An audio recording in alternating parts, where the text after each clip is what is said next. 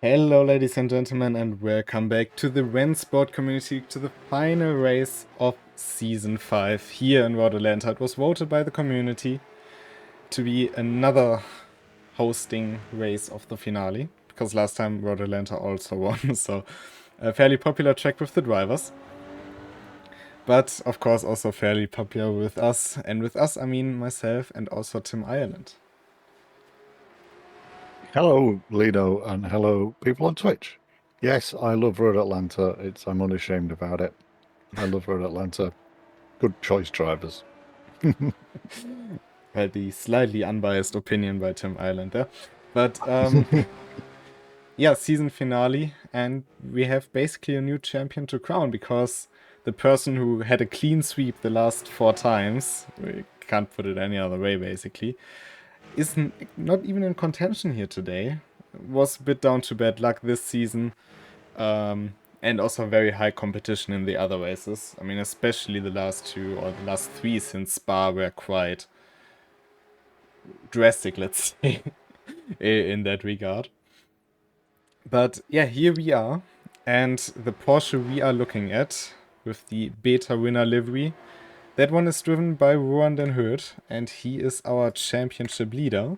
We'll go into the standings in just a bit here in qualifying right now, but he's leading the championship and he's looking forward to win, isn't he?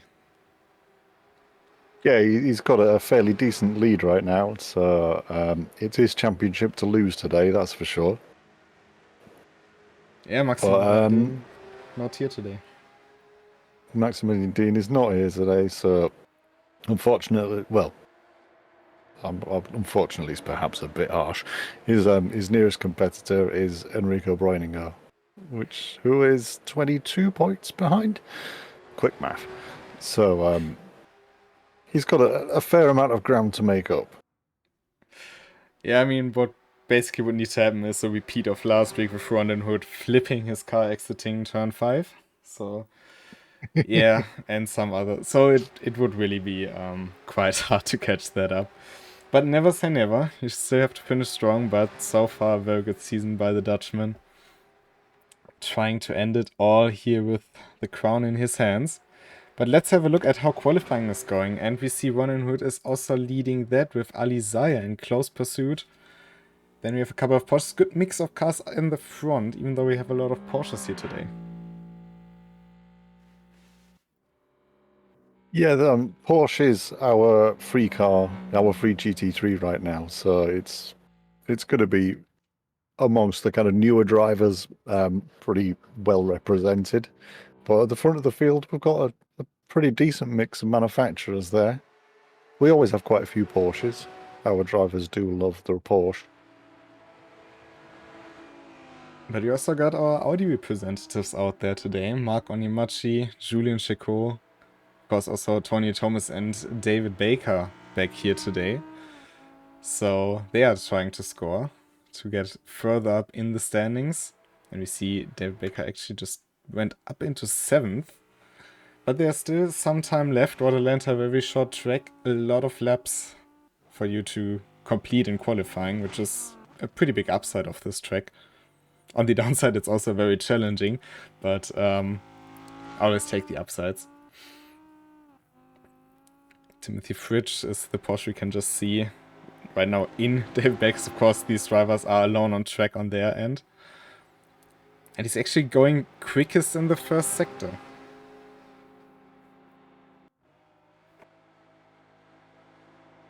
And although we only have one Aston Martin, we do have an Aston Martin, so there is a chance we can say that fabled phrase. There is indeed a chance, although the fastest BMW currently is in the hands of Piotr Zadybel, who is one of the most consistent drivers, but not necessarily the quickest. So by the time we would expect him to go into the top 5, might miss either the Mercedes or the Aston Martin from the equation. So we will see, but yeah, of course, very nice to see. Enrico Breuninger had a pretty good race, I think, last time in Daytona. So when he can build on that, I think he has a good position here in this race. And also to secure that 2nd place in the championship, because that's not as clear as Rohan's lead. So He No, still there's has. definitely points to fight for in the championship right now. I think there's quite a few close places up and down the leaderboard, so there's a bit more to fight for on track than today's positions. Yeah, and we have right now the top 6 all within a second. Marco and Machi also just about a second from Rond and Hurt. And we know they have all different kinds of qualities. They are very skilled in different skill sets, you could say. So the ones a bit further down in the top 10, Dominic Ladler, Marco Animachi, David Baker, those are your consistent drivers. Up front, Alizaya is also usually pretty consistent, but Ruan and Hurt is a very rapid driver, but also one we've seen doing mistakes, so might be interesting. Yeah, Rowan's been kind of knocking on the door of a championship win for a while, and he's definitely got pace. So it's great to see him leading the championship for once. Everything seems to have come together. The stars have aligned. Just needs to hold it on for one more race. Doesn't even need to finish strong. He built himself up a good lead in the championship. So he has the advantage. He just has to bring it home. But we know Ron and Hood, and we know that's not usually his side. He's going to try to win it in all realistic aspects. Meanwhile, Julian Yes. Chico went 6th, so a couple more switch. All Audis just behind each other from P6 to P9. That is very interesting. But that's the end of qualifying. Everybody parked his car or her car. And it will be Rwandan Hood and Alizaya going side by side into turn 1, followed by Timothy Fritsch and Enrico Breuning. And then it's our defending champion, Dominic Ladler, alongside Julian Checot. So let's see what. Let's not do predictions today, shall we? Can start with. We like to stay well away from predictions. Can go back to that once the next season starts, which we will tell you all about later in the stream.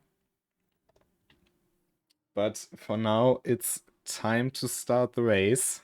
Very colorful grid as well. We see a couple of Iron Dames liveries, which you can at the moment get. And we go green in Road Atlanta, and it's a good getaway for, I think, all of the Porsches, but also for Julian Chicot in 6th in the Audi. The other one is driven by David Bakes, who also has a good run. And oh, Dominic Ladler went wide onto the grass. Seems like there was no further contact, but up front, Rwandan Hood with a very good start into this race.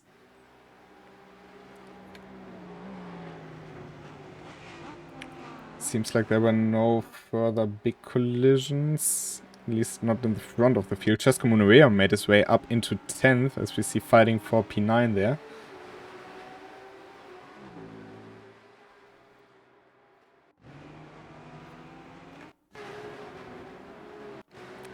Very close.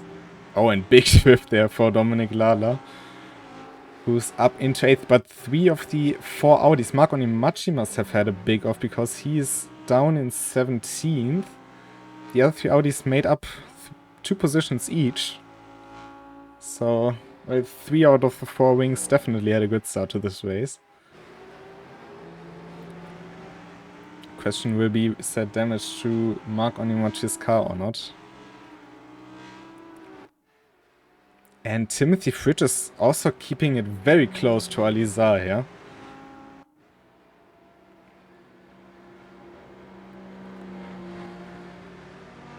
Alizar, one of the quickest drivers in the BMW. Enrico Breuninger also keeping it close behind.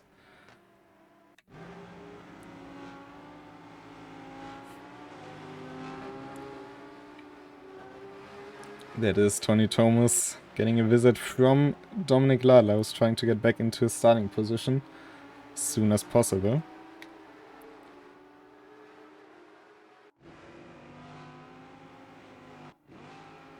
Rowan seemed to be stretching a little bit of a lead at the beginning of the race here, but there's a long, long way to go.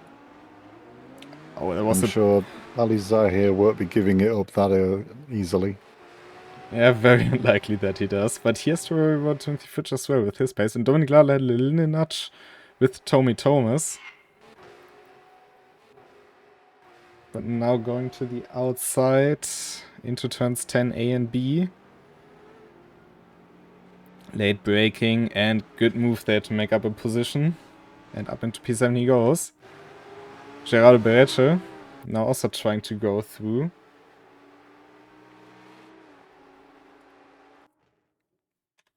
Up front, Julian Chico got past Enrico Browninger, but Enrico Browninger is not giving up that position so easily.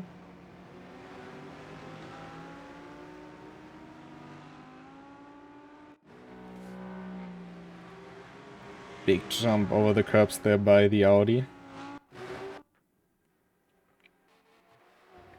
Marco Animacci also already up into 12. I think that was Jason Kizar in the background spinning. Yeah, and Pierre Colbeck, unfortunately, a bit of a coming together coming out of turn 1. Well, Pierre Colbeck has a return here today. He's been absent for quite some time. Maybe not the way he wanted to start out, but still a lot of time to make it up.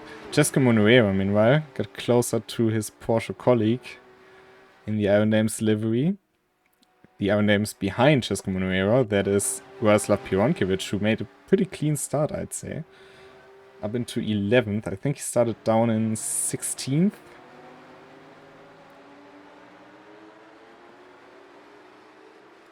Marcon, I'm actually making headway now. He's got past Alan Alvaro and Dennis Kurtzer.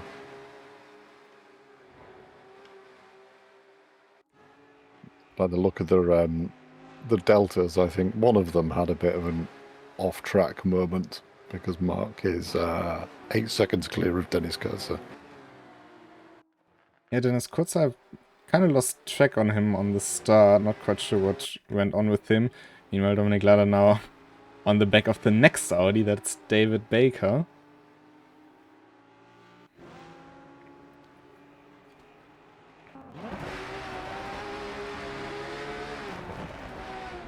Oh, and David Baker running wide, opening the door for Dominic Ladler, who has wheel spin coming out of the turn, but is able to take the position.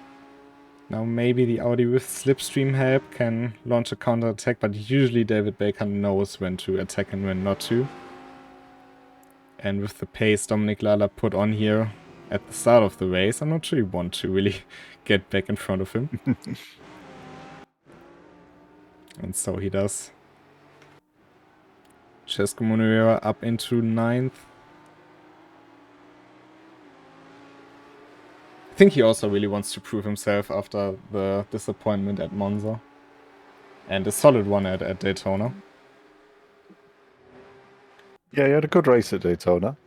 So hopefully he can build up a bit on that momentum.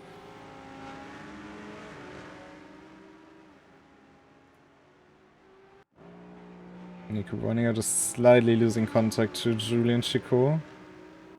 But he also has a 5-second lead to Dominic Lada. Now he's gonna lead that.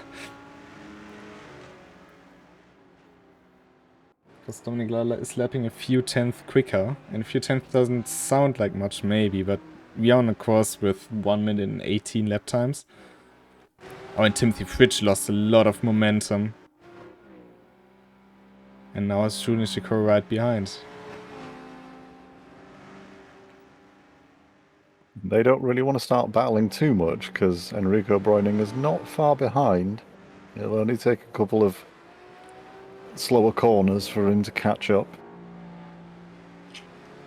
Well, that's why Julian Chico tried to make short process out of Timothy Fritsch, but it was the exit that cost him. It was a beautiful maneuver. But, oh, and Timothy Fritsch losing it on the curb and big impact into the wall, and the car is very right hand down. Yeah, that was a bit of a tank slapper and then straight into a concrete wall. That's never going to be good for your steering.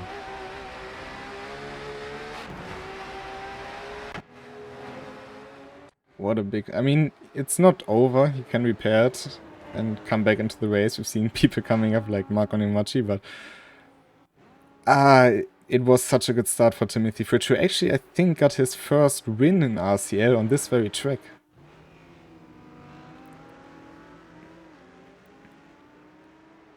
In the last season.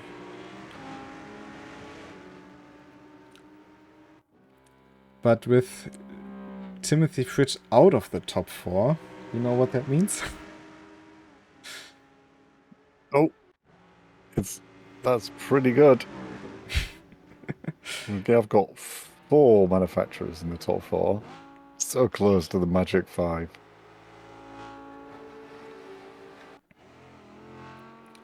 Unfortunately, the highest placed BMW at the moment is in the hands of Dennis Kurzer in 13th.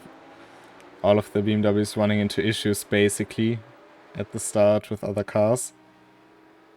And Timothy Fritsch, as predictable, coming into the pits to repair the damage.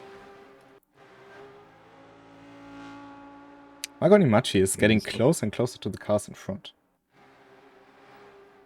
Yeah, he's going pretty rapidly, and he's pretty quickly making up some time. So he must have had a bad start. There was a bit of shenanigans at the start from one of the back markers. I wonder if he got caught out a little bit there. But he's got pretty good pace around here, so he's munching his way through the positions and working his way back towards the top of the field. Goes past Radoslav Pironkovic and up into the top 10 for the man from Great Britain. Timothy Fritsch just about to leave the pit lane. He's just come down from the air jacks.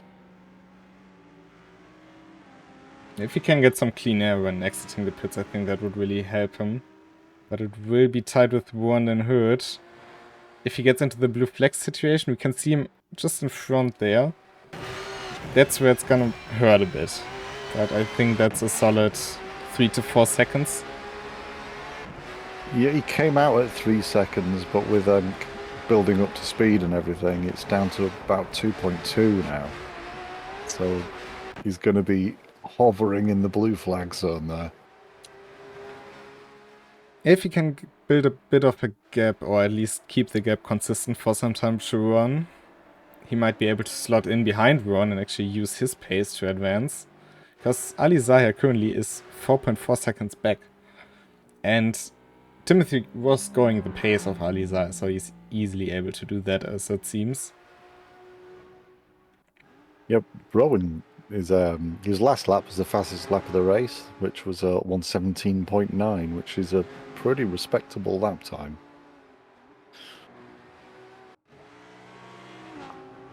I mean, they're all going quite well here. Marco Nimachi now on his way to make another position and again a move on an Iron Dames Porsche. They do look fantastic, though. I mean, we talk about liveries a lot in those films, but I really like the Iron Dames livery. We do talk about liveries a lot, but the way your car looks is really important. And the Iron Dames livery is a fantastic one. I was really glad when it got released. I'm going to mention not also, quite able. Breaking the Porsche, not an easy job. Right, there goes past Ron and Hurt.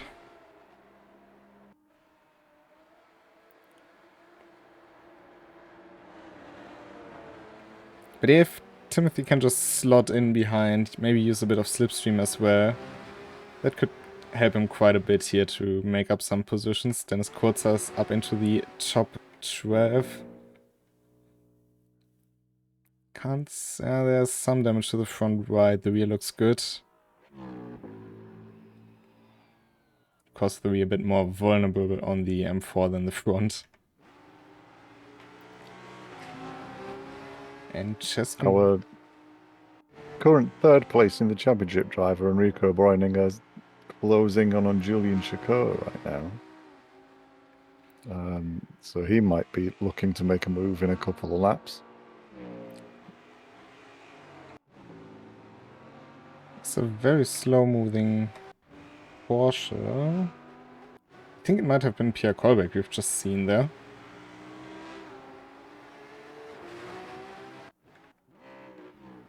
But also Dominik Ladler closed in the gap to Enrico Bräuninger to a bit less than 3 seconds. So if he isn't aware of that, and he will be aware of it, that could cause some issues for him later on.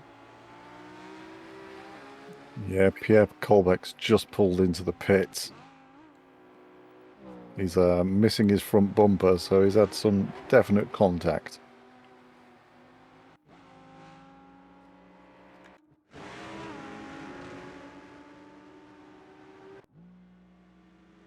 I wonder if Enrico would actually go for a move on the Audi here, because Julien Chicot is very quick. There's no other way to put it. And Julien Chicot is also one, if the gap opens for a move, he is going for the move, basically. So do you really want to keep him behind, or do you just want to flow with him and wait for a mistake? Or just wait for the opportunity to pass later on? Bit of a question here, because Dominik Ladler is, I think, a big threat for the podium here today.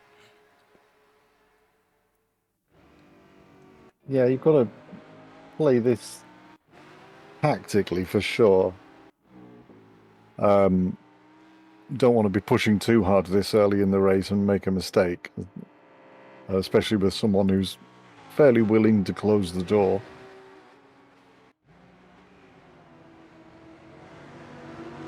And what we can see now is lap traffic taking back. Oh, and Pierre Colbeck losing the end and nearly taking out Enrico Bräuninger, who now has the run on Julien Chicot. And I think there goes our answer, because Enrico Bräuninger is taking the position.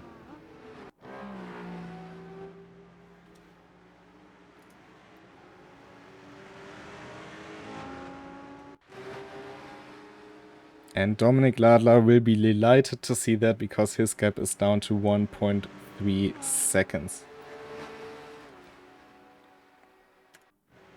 Yeah, he probably would have liked it if those two fought a little bit more, but looks like Julien Chicot's having a go at it. Oh, he definitely is. Oh, and he's costing them both a lot of exit speed. And look at that delta time going down 7/10, 6/10. And Dominik Ladler is, well, in the fight for the podium. That's how quick it goes at Road Atlanta. Oh, and contact between Bräuninger and Chicot. They keep it both out of the barriers. Through goes Ladler, but what a save by both of them.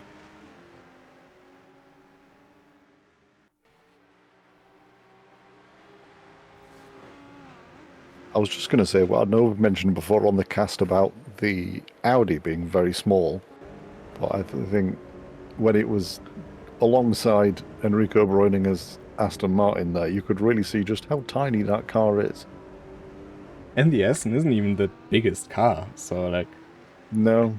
It's a bit wider and has maybe a bit more stance compared to the Audi, but it's not a big car by any means. Marc Animacci, a little bump and bomb there to get past Pierre Colbeck, but hunting down Cesco Monuero, who is on the back, and lots of traffic on the backstretch here.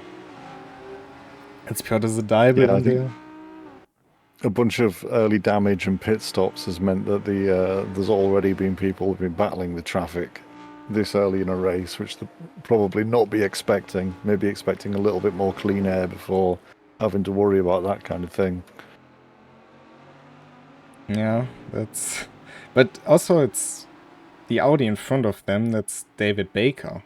So that's also for position. P6 to P9. Very close together. Marc Animacci lost a bit, of course, but they are very close together for that position. 15 seconds behind P5, but I think they won't mind too much here. No, for sure. And I'm sure Mark will enjoy getting into that fight. He does like an... I think most of us do like an on-track fight when we're sim racing. It is kind of the point. But I know Mark likes to get into a bit of a car-on-car battle. Yeah, he really likes to. And those are, I think, people that he really enjoys fighting with, especially people like Cesco Monuero. They are very respectful. But they also don't just give it to you, so you have to earn it.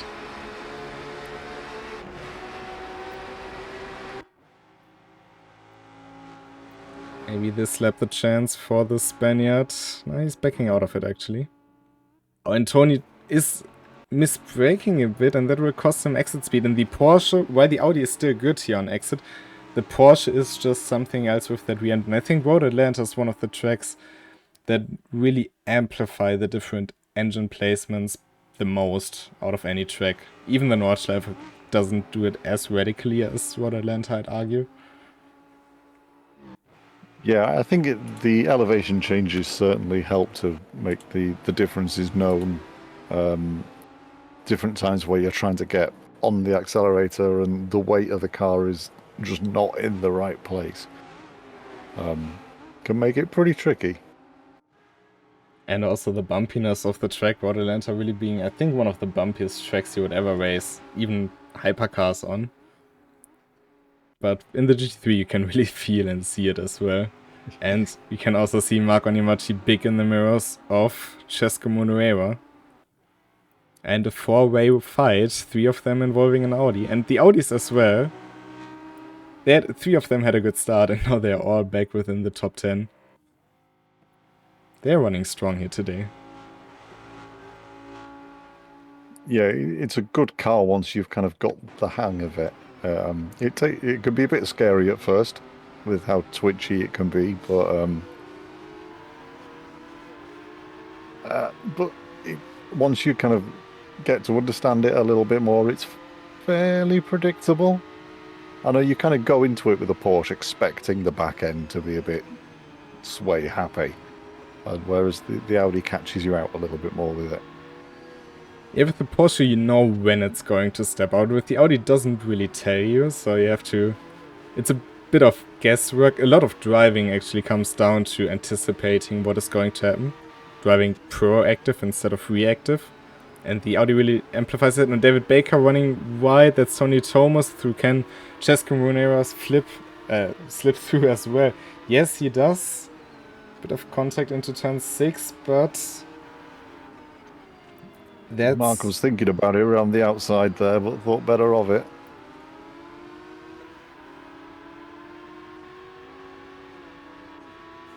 Well, that's how easy you can lose 2 positions and potentially another one. Mark now on the inside through the long right-hander. More speed. Should be an easy position, but David Becker's keeping it strong on the brakes. And that's Marco Animacci up into 8th.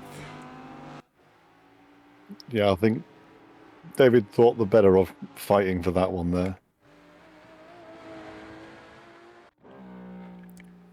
Timothy Fridge right now into 11th after his big off. So it's good to see that he can do a recovery. Radoslav Pionkic is running very strongly in P10. Yeah, he's got a big old gap to catch up to P9, but he's got good pace right now. He seems fairly settled. And with the fighting that's been going on ahead, he is making a little bit of time up on the 6, 7, 8, 9 group. Group from P3 to P5, they have spread out a bit, so they are not as close together anymore. Dominic Ladler being just a bit quicker than the 2 cars behind. And Tony Thomas not having the best exit. And now it's a drag race, and Marco Animacci in the slipstream. Will he give a little bump draft to one of them? That's the question. He's keeping it on the inside of Cesco Monuera. 3 cars into turn 10. Close together. Tony Thomas braking late as he did the last few laps, and they keep it in the same order. But Marco Animacci with the monster run out of turn 10B. And now Tony Thomas with some out breathing. A little bit there.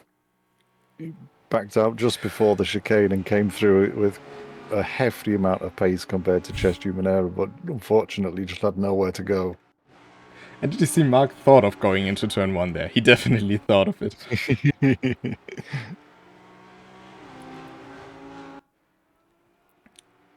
And right back with Tony Thomas there. 2 beta winner liveried cars. Undoubtedly a bit quicker. But getting past is a different thing. And so far, Thomas is doing a very good job at defending, even though he seems to struggle a lot out of turn 9. And it's the same scenario again, and now actually Mark Onimachi has a toe down the back stretch.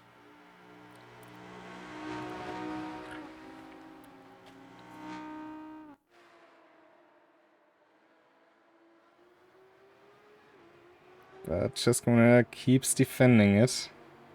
Oh, but once wide, and now with that, Mark Onimachi goes through. Cheskamune losing a lot of time. They're back just a bit too far back to take advantage, but very good move there by Mark Onimachi.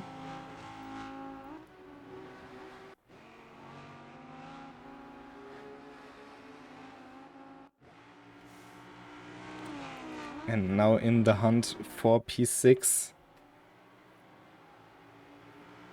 Push we see stationary there, that is Pierre Colbeck. Not quite sure what is the issue with his car. Seems like he's moving again. Just started moving again. But unfortunately, I'd already sent him back to the pits. Well, it was a quite dangerous start, and Cheskamune back at it. Didn't really calm down or slow down after his little off there.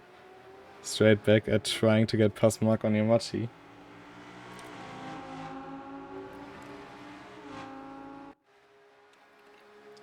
Keeping one of those cars behind is already a lot of work, but Tony Thomas keeping both of them behind for so long. That is very respectable. Although Mark on the inside now has a good run and is able to take the position. Fairly simple move this time. Dominic Lala meanwhile built a 4-second gap to Julian Chicot.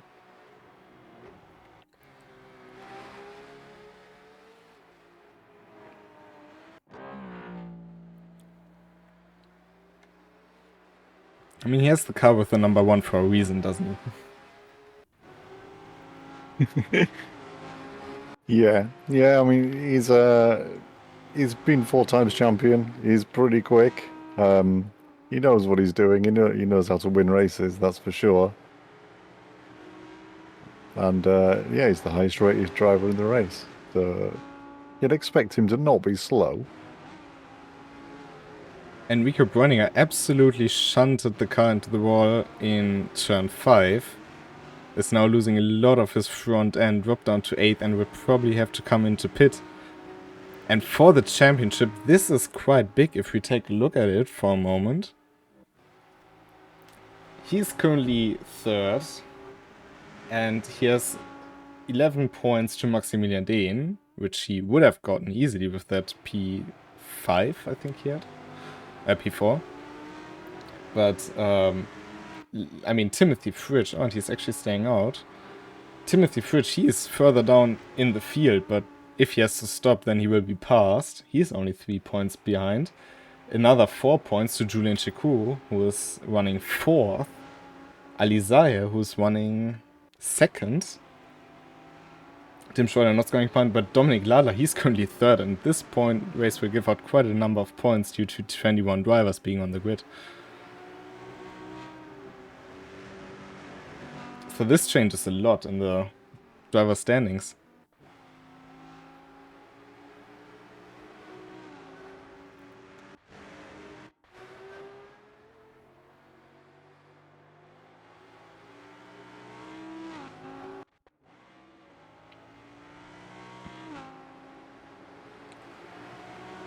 But it's still a long way to go. Still 20 minutes.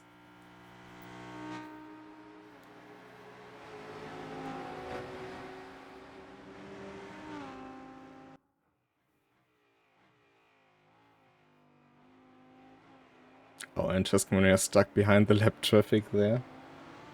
Quite sure who it was. That is Andrei Baliga. 14th.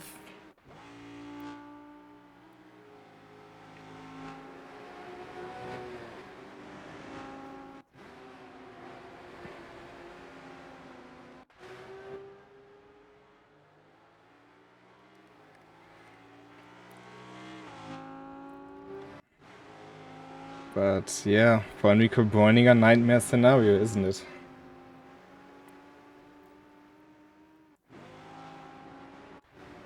Now under pressure from David Baker.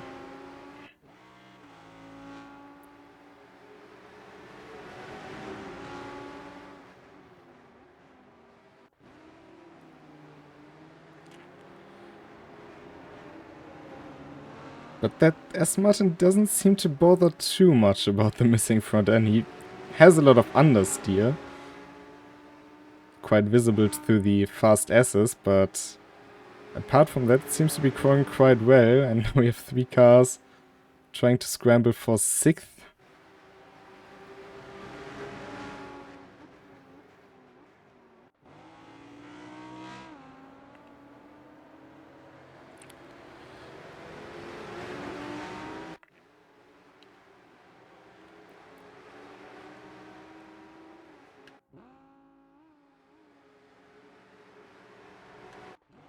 But Tommy Thomas is of course now ideal because he has a bit of a gap now of 4 to 5 seconds to Cesco Monuera.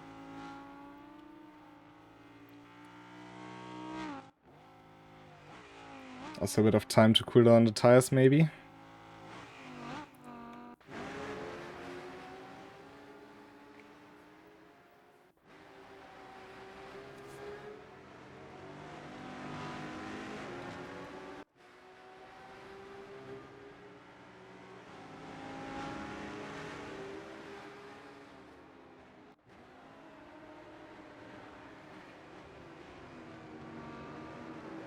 Enrico Bräuninger just catching up with David Baker here. There we have you back. That's good. Thought something wasn't quite right. But yeah, Enrico Bräuninger now down into 9th. If Julian Chico stays in 4th, I think he will take away the spot from Enrico Bräuninger and potentially lift himself up into... Well, Alizar is also closer. Maybe Alizar will be able to take 2nd in points. But it's all looking very good for this man, for Warren Den Hood.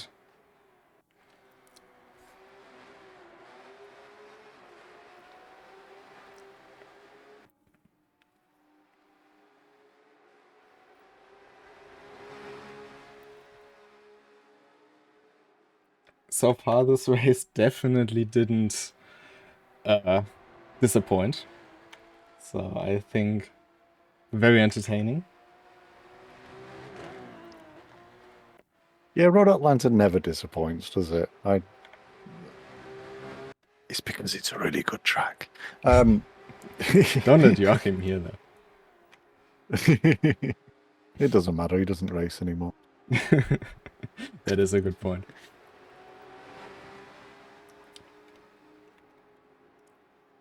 But yeah, we've got some fairly big gaps in the field right now, but the pace is pretty close up and down the field, and there's still battles going on. I think Road Upland is a really good track. I've said it before. I'm not ashamed to say it again. We really are not. No, but like it's been a very, very good race so far. And Cesco Monuera, big in the Monuera, yeah, he's got a lot of front end damage. He's very left hand down, just come past the pit lane as well. So that was an unfortunate place to have to call it a day, I think. Yeah, he DNF'd from the race. It was such a good race. Big shame there for him.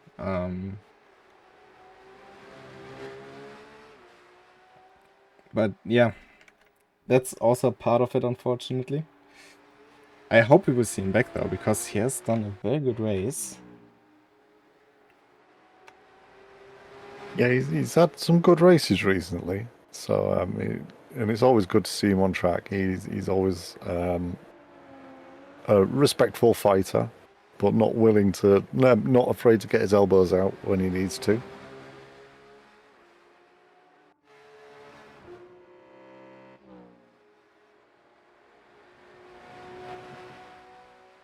Meanwhile, I'm just running some theoretical calculations.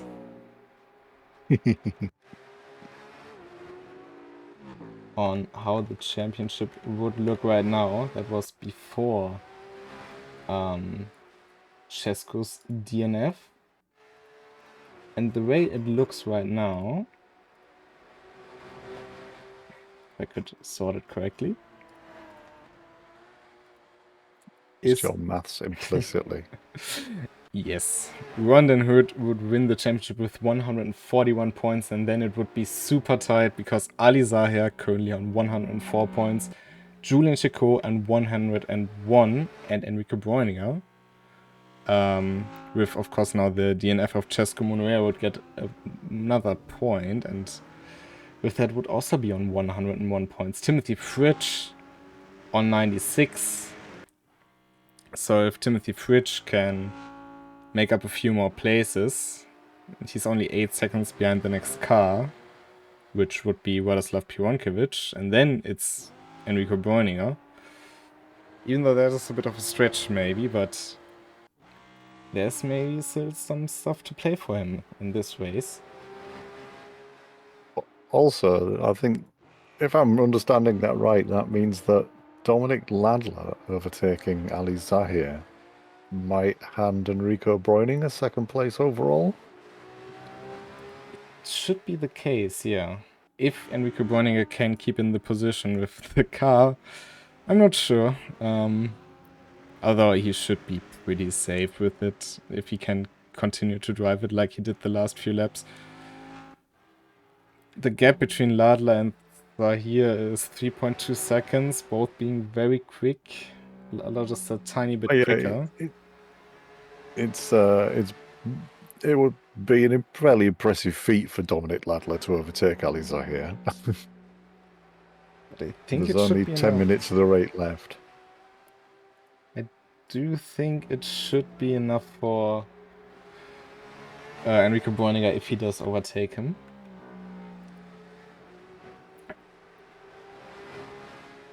As the sun is setting,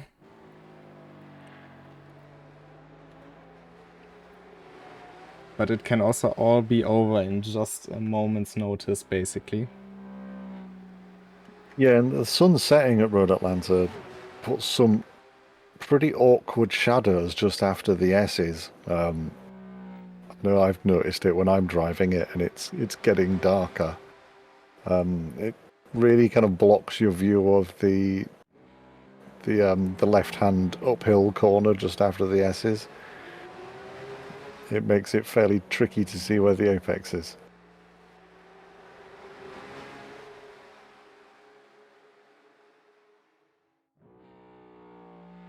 That's lap traffic. Although I'm sure these guys have no problem with it. They're all better than me. Well, undoubtedly many of them. With the I think it's one of the most experienced grids we had. If you look at anyone from P10 upwards, well, P11 Dennis Kurzer, and also from the retirements, Piotr Zadaibe, still in the race, but in 13, Jason Kezar, Pierre Kolbeck, Cesco Monuera. I think that's a solid 70% of veteran rate in this race. They've all had their fair amount of races. And they've all done quite a few laps of Road Atlanta, I'd say. It's definitely a track that comes up a lot in events because people like it. Well, not everyone, but a lot of people. The reason why it was voted twice now. I think it was also voted very strongly when we did the Christmas schedule, where we gave out votings to determine the whole schedule. I think Road Atlanta was very popular. You know, one thing I just noticed. Oh, go ahead first. No, carry on. One thing I noticed is if you look at P4 from P7, they all started together at the start of the race from P6 to P9. So all the Audis in a group of 4 moved up by 2 spots, basically. I can guarantee you there's no manufacturer involvement here or no teaming between the Audis. We've seen that a lot of times here today. There's no love lost between them, but they are moving up together a lot.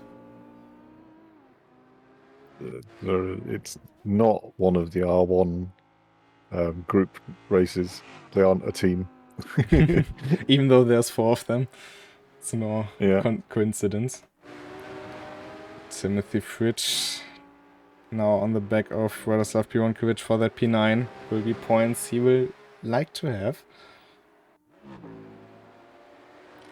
For sure. Timothy Fritsch is going pretty quick as well. So he's not probably, even though there's a fairly big gap in front of Radoslav, I'm guessing he's not going to want to wait around too long before getting past. Timothy Fritsch has started this race from 3rd. It was a very unusual mistake he did, but, or not unusual, but you wouldn't have expected it from Timothy Fritsch. Oh, and since Radoslav Pironkovic right now with the drive out of the corner, takes 9, beautifully done. No other way to put it. Forced him into a mistake and up into P9 he goes. That he's on 98 points and would tie with Maximilian Dehn.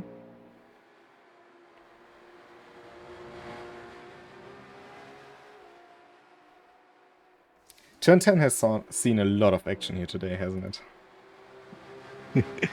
Yeah, it has. Yeah, it is one of the kind of classic overtaking places at Road Atlanta, and there aren't a lot of overtaking places where you can kind of like do a good safe overtake here that isn't like a bit risky, and it's one of the kind of surefire ones.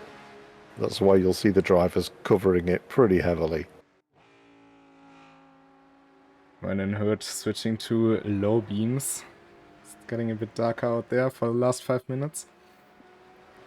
But I think it's pretty safe to say that Ron is gonna take it away here at this track. He's been pretty consistent so far.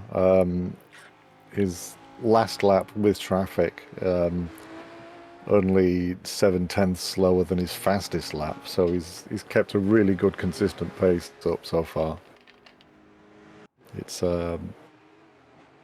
it might not have been the most interesting race for him, but it's definitely showing his caliber as a driver and how he's improved. I will tell you what, I think it is his best race though this season. Out of all the races we've seen from him, this one has definitely the one where he's been in control from the start. His pace was good throughout. And in Monza, for example, he had to hold off Tim Schroeder, which was impressive, but he didn't control it as much, I felt like. Daytona, of course, was yeah, a very unfortunate start there with Ladler and Schroeder. It was a bit on all of the drivers, basically. In racing terminology, you would call it a racing incident or a turn 1 incident. Yeah. In Hockenheim, he had a very strong race against Maximilian Dehn. But yeah, of course, Maximilian Dehn is just a bit on a different number in that sense. Spa was good, even though also very challenging for him. But so far, Road Atlanta, I think that was his race, the one where he really showed he is the deserving champion. Because behind him, it's Ali Zaher, who has won so many times. Dominik Ladler, a 4-time RCL champion, RFL champion, the current RNL champion. So he has quite some stuff to hold up to. Julian Chekou, who's also won against some of the fastest drivers. Mark Onyemachi, pretty much the same story.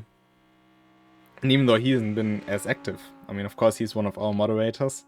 So he doesn't always have the time to race, but when he does, he usually does it very well. So it's not easy competition here. No, he has, like you say, he has led from the beginning and controlled the race really well, and it's not been against a kind of like B-tier list of drivers. The grid is pretty stacked with good drivers, so it's been an impressive race from Rowan. Dominik Ladler's down to 1.6 seconds to Ali Zaher. With 3 minutes to go. Yeah, he's not got long left. He's made some big chunks out of the gap in the last couple of laps.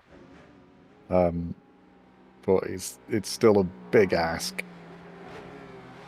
It would be super interesting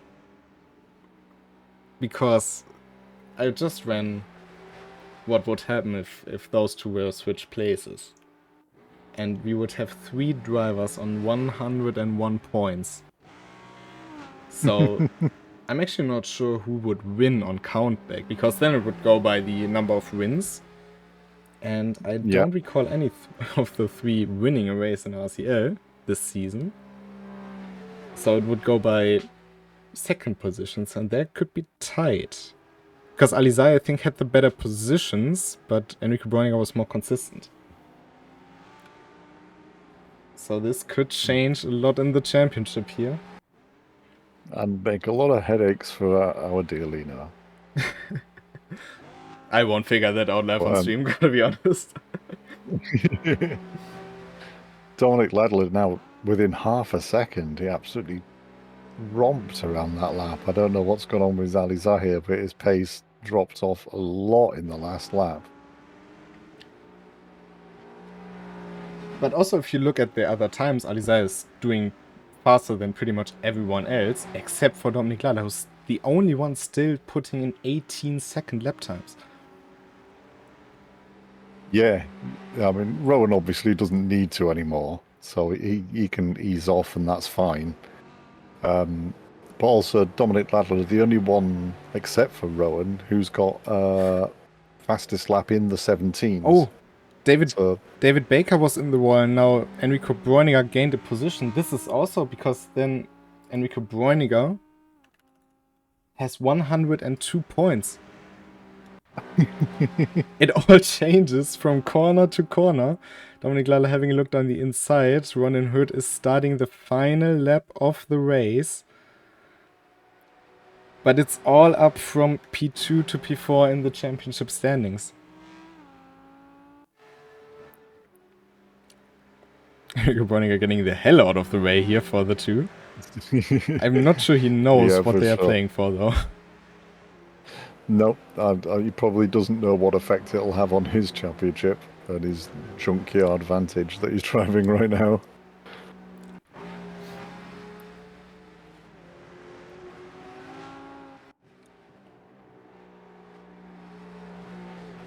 Oh, but Dominic Ladler losing a lot of speed over the curb, and I think it's enough for Aliza. I think if he doesn't make a mistake, it will be P2 in the race and P2 in the standings. The gap has stretched out to 1.3 seconds now, so he's back to where he was a couple of laps ago. But Rowan Den Hurt winning for another time in this season. He's picked up a win at round 4. That was Monza. He's gonna pick up another one, and he's our RCL Season 5 champion. Congratulations to him. Alizai will come home second. And also second in the standings. And Dominic Ladler gave it all in the end. Still made some good points for the championship, but in the end, 3rd place it is for him here.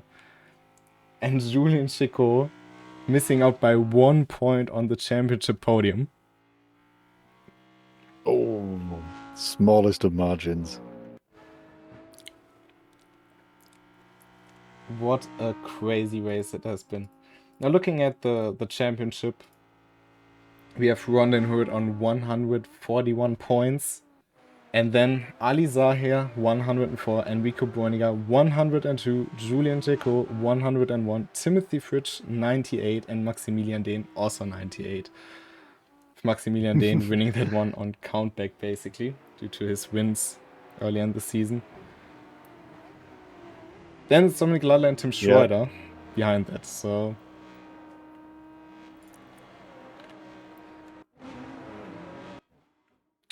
It's been some nice races, and it was a satisfyingly close end to the season. Yeah, it was. I mean, those final laps were really dramatic.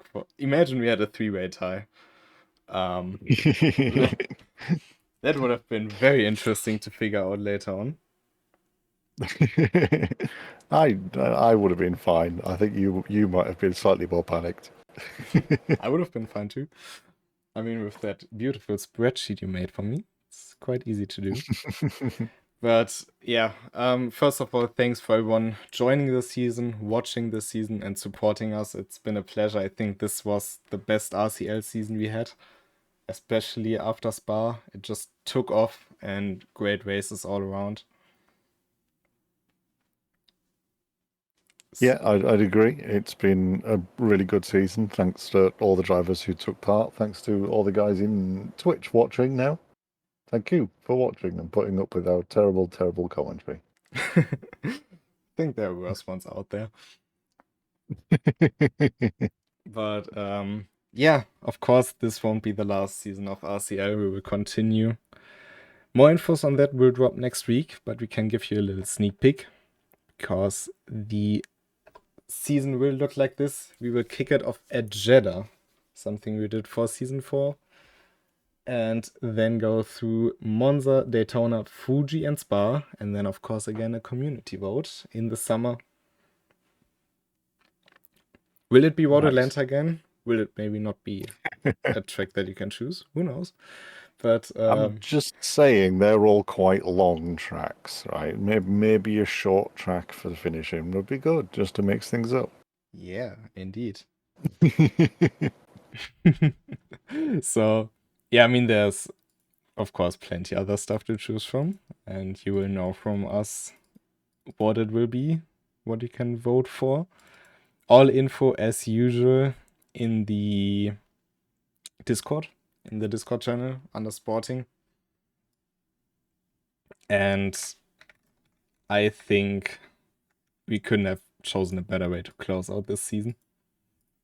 No, it was a good race. It was some good battling most of the way through the duration of it, and a well-deserved win by Rowan. Very much indeed. But this wasn't the final race of this weekend in RENNSPORT. What? Tomorrow, 8 p.m., we will have a special event with one of the bigger German content creators. For those who don't know him, it's Ray from the old group of the Pixelhelden. It will be a 90-minute race at Hockenheim. I think it will be very interesting, especially after what we've seen here today. We know that Hockenheim delivers, and yeah, GT3s, what can you do wrong with that? So tomorrow, 8 p.m., we will go live. Ray will go live on his channel. We will also do some talking in between.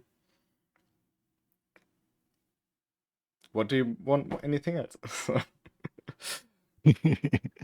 Who could ask for more? It's perfect. Hockenheim is a great GT3 track.